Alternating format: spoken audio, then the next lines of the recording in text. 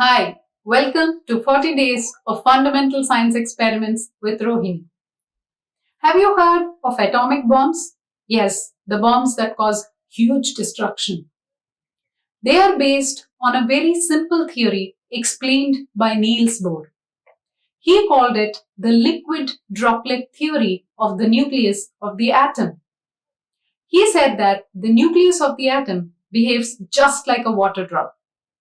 Just like a water drop drops down and breaks into two when we supply a little amount of energy, it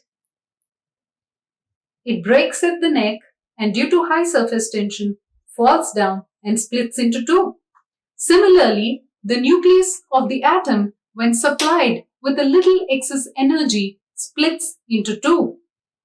And the little excess energy is supplied to the nucleus of the atom by the bombardment of a small particle as neutron.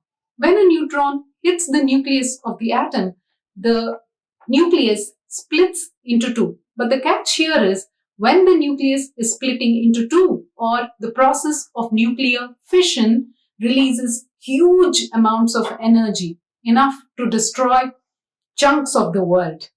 Whoever thought a small liquid drop could lead to a huge disaster? Thank you.